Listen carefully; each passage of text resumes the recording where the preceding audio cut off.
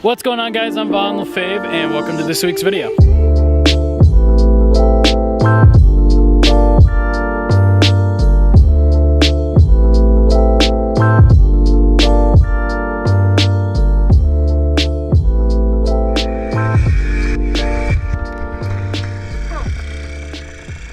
So what are we doing today is we have this, my trusty dandy Yashica-D, and what we're doing is we're going to be shooting my first ever roll of slide film.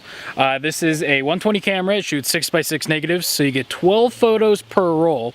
And the cool thing is I've never shot slides before.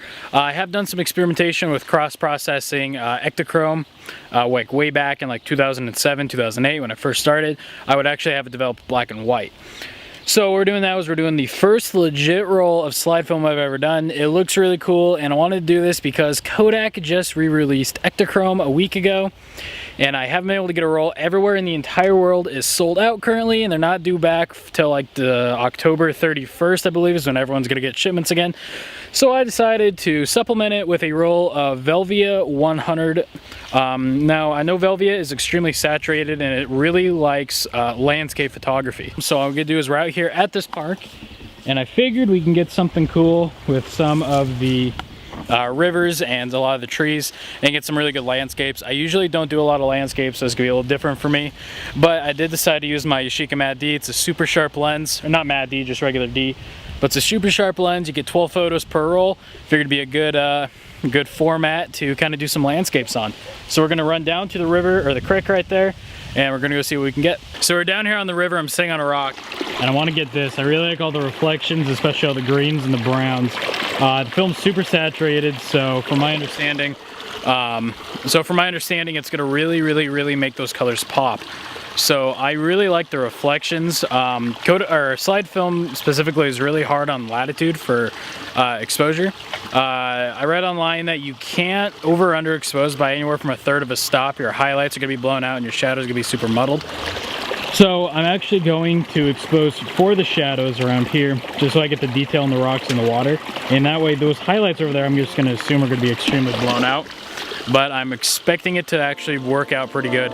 I guess we're gonna give it a shot.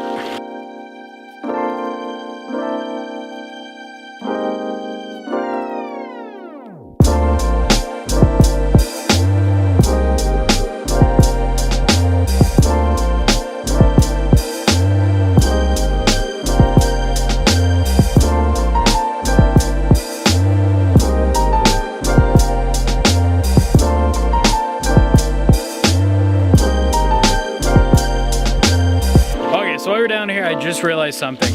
I completely forgot that camera is a manually advanced, and there's a no double exposure stopper. So basically, if you prime the shutter on it, it's going to take the photo again. And I actually just took the portrait I did of Caitlin and this landscape right here on the first frame.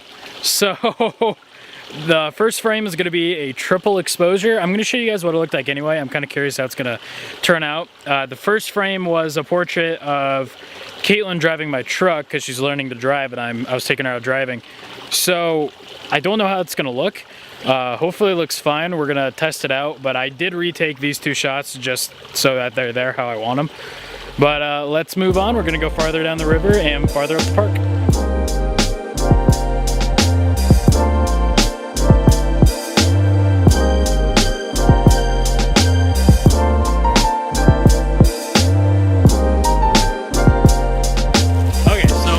Photo of the leaf on the stump, mostly because this film is super saturated with greens and yellows and stuff. And I thought it'd be a kind of a cool idea to get all of the bright greens and yellows right here on the super muted gray stump. I feel like that will give it a really good representation of how this film really holds, represents color and whatnot. So I'm kind of really excited for that. You guys see my glasses. I actually broke them last week, and the new ones are on their way, so I just have them duct taped. But that's why they're all crooked. But yeah, so I think this could actually turn out to be kind of a cool photo. I guess we'll see in post. All right, so we're back here at my shop, and we're about to develop this E6 slide film. The developer I'm using is this Arista Rapid E6. I already got them mixed up. What I found really interesting was this E6 slide film uses 2 developers and a Blix.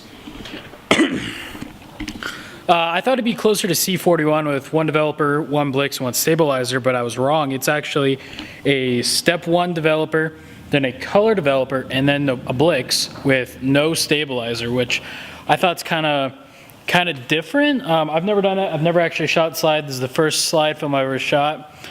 So you have to heat these up to 105 degrees compared to 102 that you do with color film. But the instructions did say you can develop all the way down to 70 degrees and only add a certain amount of time, which I thought was kind of interesting. I thought it had to be at 105. But I'm going to do 105 just because it's the quickest and it's the highest recommended and most frequently done. So we are going to develop and Blix these, and hopefully this turns out good. I'm actually really excited for this. And let's see what happens. Okay, I'm done developing and everything turned out amazing.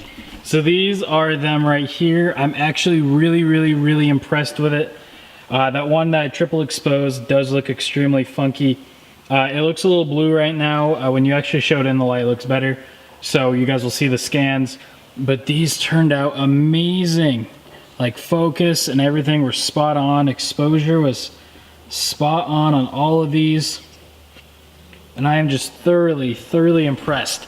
I'm super happy with how these turned out. They look really cool. I've never done this. I really like the look of slide film. It's a little bit more expensive, it's a little bit more time consuming, but it looks amazing. So I think slide film is gonna be a very common thing to do.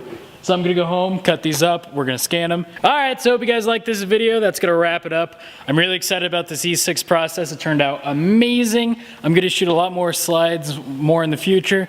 So if you guys like the video, make sure to comment, like, subscribe if you want to subscribe. And I'll see you next time for another photography kind of video.